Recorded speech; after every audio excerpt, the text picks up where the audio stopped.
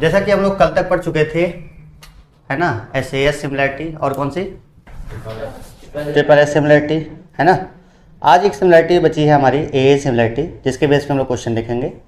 और CBSE ने इसके आगे के कॉन्सेप्ट इस ईयर तो हटा दिए हैं, जिसमें एरिया ऑफ, जिसमें एक थ्योरम होता है कि क्या होता है, थ्योरम कोई बताएगा वो एरिया वाला, बताओ। एरिया ऑफ जो प्रोपोर्शन होगा फर्स्ट टू ट्रायंगल का सेगमेंट से वो उनके करस्पॉन्डिंग साइड्स के स्क्वायर के इक्वल।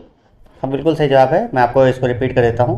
जो दोनों ट्रायंगल के एरिया होंगे उनका रेशियो उनके साइड के रेशियो के स्क्वायर के इक्वल होते हैं। हाँ, और ये डिलीट हो चुका है ना, तो उसकी बात नहीं करेंगे हम लोग। इसी बेस पर ये आज कॉन्सेप्ट और समझते हैं, और इसके बाद हम लोग इस पर बेहतरीन कुछ क्वेश्चंस बोर्ड के प्रीवियस ईयर के लगाएंगे। ठीक है, चलिए आप भी देखते क्वेश्चन है। हालांकि क्वेश्चन NCERT का है और बहुत अच्छा है। इन्होंने कहा एक ट्रायंगल है ABC। क्या है भाई? एक ट्रायंगल कौन सा है? ABC। उन्होंने कहा D is a point on side BC। जो D है वो किस पर साइड है, पॉइंट है BC पर। Such that angle ADC, angle ADC मतलब ये angle equal to angle BAC मतलब ये एंगल। ठीक, क्लियर है? जो लिखा है वही देख लेते हैं।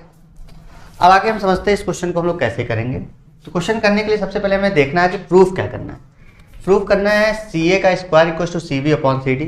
इसका मतलब ये कहीं ना कहीं से साइड का प्रोपोर्शन रहा होगा। साइड का क्या रहा होगा? प्रोपोर्शन। जैसे कल हमने एक क्वेश्चन पढ़ा था तो उसमें इधर 8 था, नीचे 8 था, जाके मल्टीप्लाई हो गया था, है ना। उसी तरह ये मल्टीप्लाई होकर के कुछ तो हुआ होगा। तो इस टाइप का मतलब ये हो कि प्रोपोर्शन लाने के लिए हमें दो ट्रायंगल को आपस में क्या दिखाना पड़ेगा? सिमिलर। क्या दिखाना पड़ेगा? अब सिमिलर दिखाने के लिए हम दो ट्रायंगल लेंगे। कितने ट्रायंगल लेंगे? कोई आइडिया लगा सकता है कौन से दो ट्रायंगल होंगे? कोई भी? ABC और PQR। PQR का है भाई?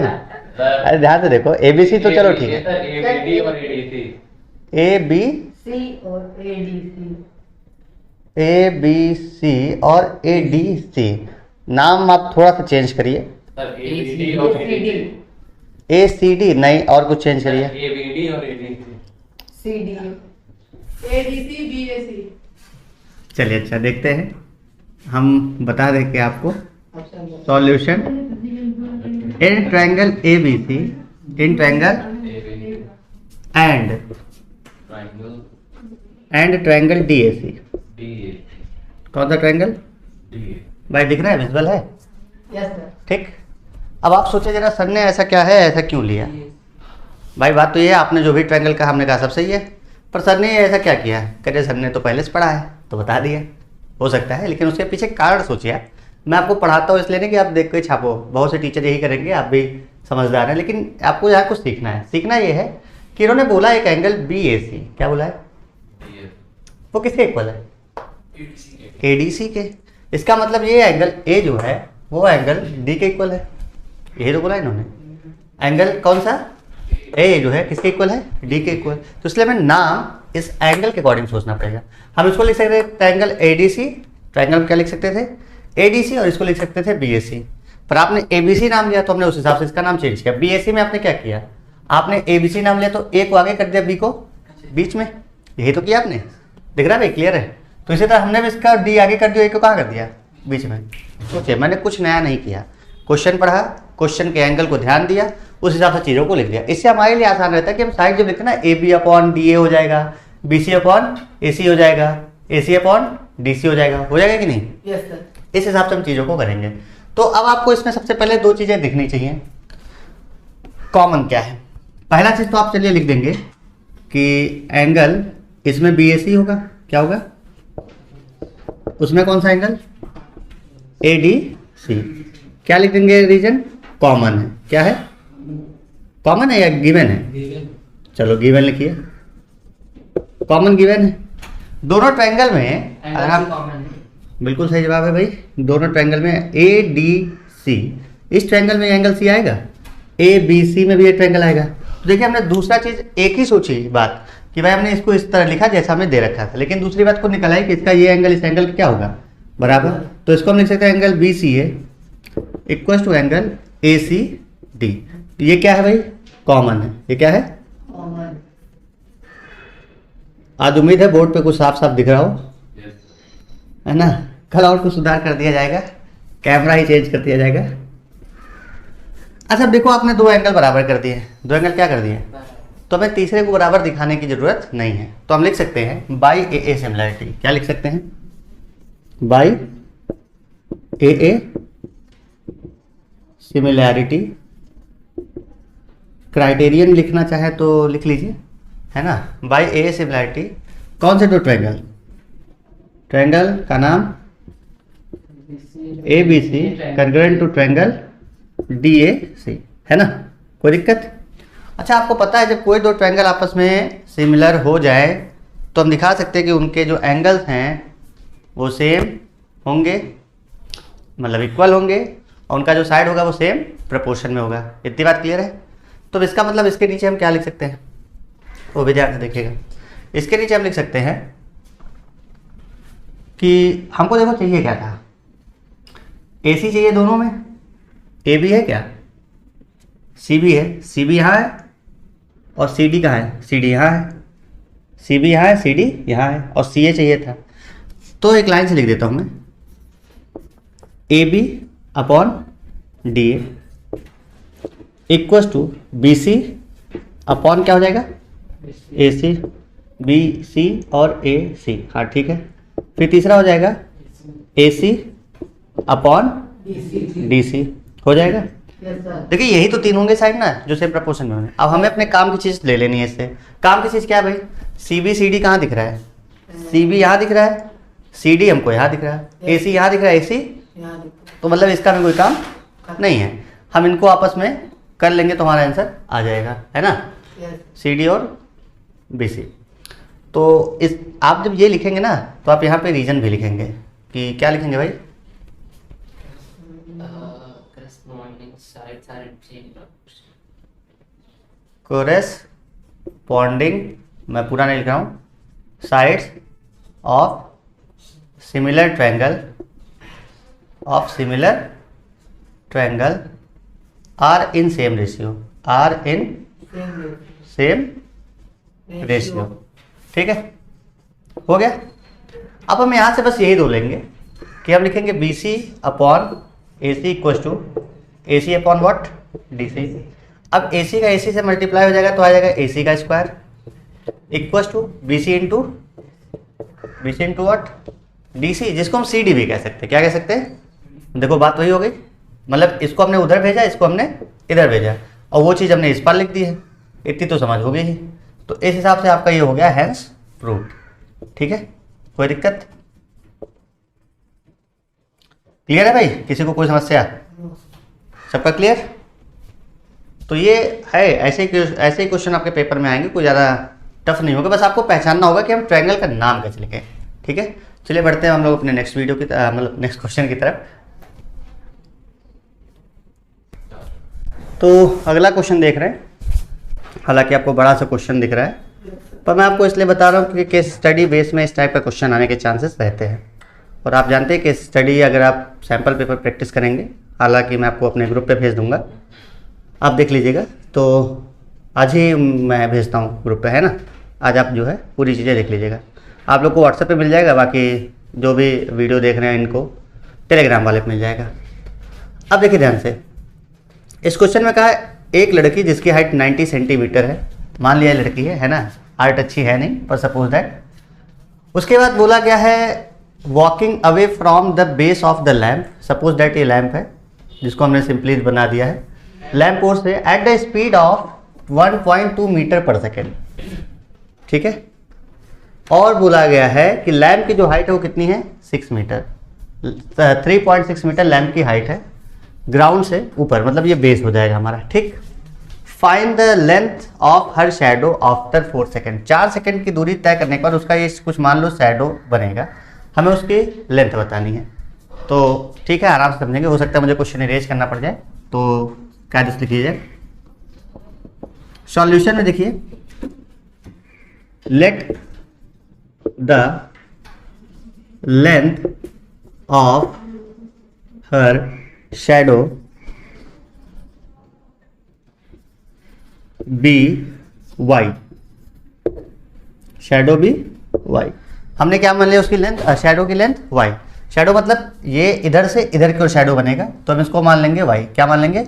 क्वेश्चन इसलिए भी इंपॉर्टेंट है क्योंकि अभी आप हाइट एंड डिस्टेंस नाम का एक चैप्टर पढ़ेंगे ट्रायंगल में, ठीक है। तो कभी कभी कंफ्यूजन के लिए भी आपको क्वेश्चन देगा, आपको एज्यूम होगा ऐसा कि ये क्वेश्चन हाइट एंड डिस्टेंस का है और रहेगा किसका? ट्रायंगल का। ये ऐसा मुझे प्रिडिक्शन है, जरूरी नहीं कि सही हो पर हो सकता है। चलिए अब आगे देखते हैं। शैडो को हमने लेंथ मान लिया। अच्छा, सबसे बड़ी बात यह है कि इन्होंने इतनी डिस्टेंस जो कवर की बी से लेके डी तक, वो क्या है ये तो इन्होंने दिया नहीं। इन्होंने बस दिया कि 4 सेकंड में, 1 सेकंड, 2 सेकंड, 3 सेकंड, 4 सेकंड में यहाँ तक पहुँची है और इनका स्पीड क्या है? 1.2 मीटर पर सेकेंड। तो पहले हम डिस्टेंस निकालेंगे। क्या निकालेंगे? डिस्टेंस, TANCE,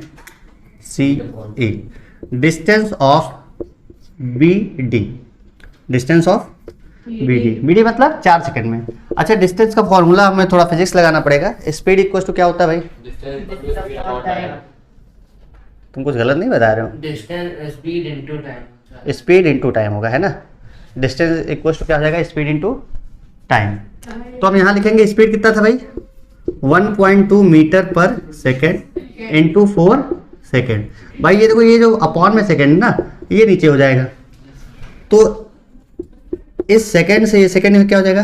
कट जाएगा, तो हमारा आएगा 4.8 मीटर। हम इसके पीछे रीजन भी लिख देंगे, distance equal to D equal to speed into time. Clear है? शॉर्टकट लिखो, आप पूरी तरीके से लिखिएगा। अब ये क्या था? BD की लेंथ थी या डिस्टेंस थी, है ना, लेंथ ऑफ BD, इसको हम डिस्टेंस भी कह सकते हैं, लेंथ ऑफ BD। तो ये हो गया 4.8 मीटर। सभी को क्लियर है? अच्छा, ये जो हाइट है ये 90 सेंटीमीटर को हम लिख सकते हैं 0.9 मीटर। क्या लिख सकते हैं? 0.9 मीटर। ऐसा क्यों लिखा? क्योंकि भाई ये यूनिट हमारी मीटर में थी, हमने जो निकाला ये भी किस में था? मीटर में था, तो हम इसको भी किस में लिखेंगे? मीटर में, है ना। वो तो कन्वर्ट करना आता होगा, 1 मीटर में 100 सेंटीमीटर होते हैं, तो डिवाइड कर लीजिएगा, तो 90/100 आ जाएगा आपका। खैर चलिए, इतनी बात हो गई। अब हम लेंगे ट्रायंगल। हालांकि मुझे क्वेश्चन इरेज करना पड़ेगा, हम ऊपर से लिखना चाहेंगे।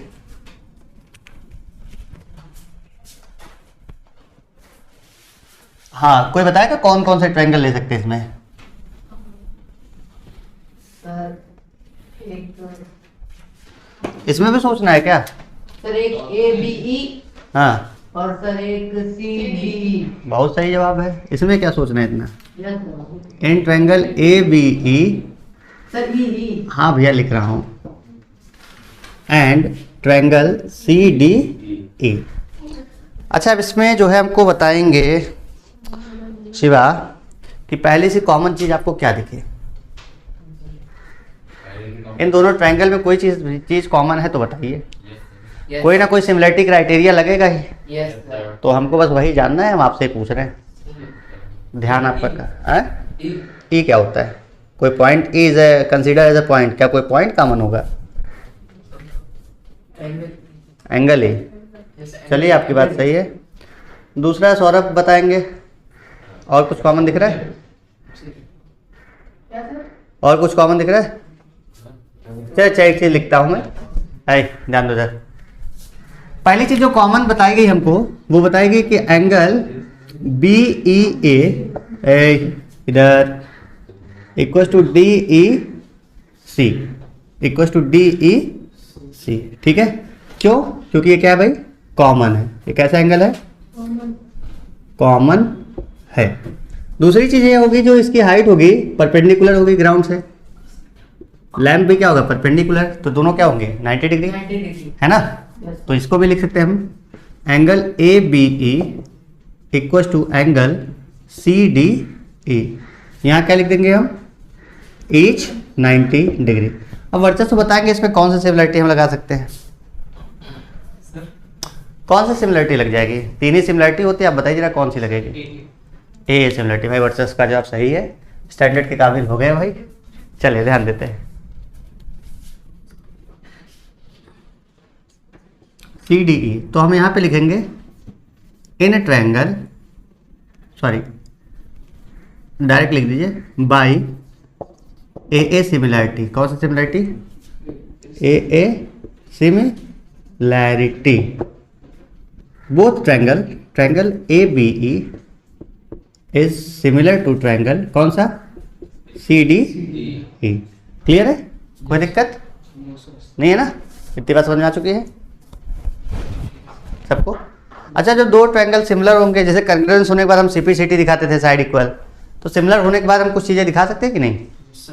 इसको मैं नीचे वाले को रेस कर दूँ, काम है अभी। तो बताएंगे हमको इस बार पंडित जी कि अगर ट्रायंगल सिमिलर है तो इसमें क्या चीज़ें आपस में हो सकती हैं, बताइए बताइए। सर जो करस्पॉन्डिंग एंगल्स होंगे तो वो मतलब same, corresponding sides are in same proportion या करस्पॉन्डिंग साइड्स आर प्रोपोर्शनल, है ना? हाँ, सेम रेशियो कह लें, प्रोपोर्शनल कह लें। तो देखिए हमको जरूरत किसकी है? हमको चाहिए y। हमको क्या चाहिए? y मतलब DE चाहिए। क्या चाहिए? DE चाहिए। तो DE का मतलब हमको क्या चाहिए? BE भी चाहिए। इसका मतलब एक तो हम लिख देंगे कि BE अपॉन क्या हो जाएगा? DE। क्यों लिखा? क्योंकि हमको इसकी जरूरत थी, है ना? y की जरूरत थी, y ही तो निकालना है हमको, तो हम उसके रिस्पेक्ट में लिखेंगे BE। क्या लिखेंगे? BE। दूसरा जो है हमको दिया है AB और क्या दिया है? CD। तो यहाँ से लिखेंगे AB और CD। तो हम लिखेंगे AB upon CD equals to B upon D। तीसरा हमने क्यों नहीं लिखा? क्योंकि हमें उसकी जरूरत नहीं है। और होता भी तो इक्वल में लिख के हम उसको कंसीडर कर लेते हैं। लेकिन ये लिखने के बाद आप ये लिखना जरूरी है कि आप क्या लिखेंगे? Corresponding angles. वाह वाह वाह। Corresponding side same proportion of similar triangle are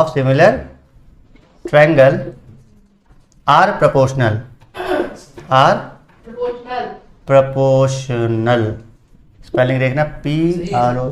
सही है? चलिए मान लिया भाई, अंग्रेजी आ गई है मेरे को। आगे देखते हैं। AB की लेंथ क्या है? AB कितना है? 3.6 है। अपॉन CD कितना है? मीटर ने इसलिए नहीं लिख रहा हूँ क्योंकि सब सारी यूनिट सेम है ना? बाद में हम लिख देंगे। CD कितना है? 0.9 इक्वल टू BE। अब देखिए BE क्या होगी, मैं आपको बता देता हूँ। BE होगा आपका यहाँ से लेकर के यहाँ तक की लेंथ, जो कि हो जाएगा 4.8 प्लस y। क्या हो जाएगा? 4.8 plus y 4.8 plus y upon DE कितना है? y। y कोई दिक्कत, कंफ्यूजन? क्लियर है? देखिए यहाँ पे पॉइंट के बाद एक नंबर है, यहाँ भी पॉइंट के बाद एक नंबर है, तो इसको कट कर सकते हैं, है ना? कोई दिक्कत है? 9 1 जा 9 4 जा 36। बहुत ईजी। अब देखिए आगे, इस 4 को इस y से मल्टीप्लाई कर देंगे तो हो जाएगा 4y। क्या हो जाएगा? 1 का उधर मल्टीप्लाई करेंगे तो पूरा सेम आएगा, 4.8 प्लस y। यही तो होगा। प्लस का y इधर ट्रांसफर हो करके क्या हो जाएगा? माइनस में, इक्वल टू 4.8, है ना? कोई दिक्कत? अब यहाँ पे हम इसको आगे लिख रहे हैं, 4y माइनस y हो जाएगा 3y इक्वल टू 4.8, तो y इक्वल टू हो जाएगा 4.8 अपॉन 3। ठीक है? तो y इक्वल टू, हाँ बच्चा क्या बताए? 1.6। सॉरी क्या बोलना है, कॉन्फिडेंस रखो। आ रहा है क्या 1.6? नहीं आ रहा है? बहुत गलत जवाब हो गया। अब तो 1.6 कॉन्फिडेंस का होना बहुत जरूरी है। 1.6 मीटर लिख देंगे हम, m लिख दिया हमने, क्योंकि हमारा क्वेश्चन इसी पार्ट में था, है ना? उम्मीद है आपको ये दोनों क्वेश्चन समझ में आ गए होंगे। कोई दिक्कत? ठीक है भाई, नेक्स्ट क्वेश्चन या नेक्स्ट चीज़ें अब इससे और रिलेटेड क्वेश्चन हम लोग कल पढ़ेंगे। होमवर्क दे दिया जाएगा आपको ग्रुप पर, आप लोग लगाइए। इसी बेस पे क्वेश्चन मैं आपको भेज दूंगा, और जो क्वेश्चन नहीं लगेंगे हम लोग उस पर 2-3 दिन और रिवीजन कर लेंगे, फिर हमारी तरफ से चैप्टर फिनिश इस टॉपिक पर। ठीक है, बंद कर दिए।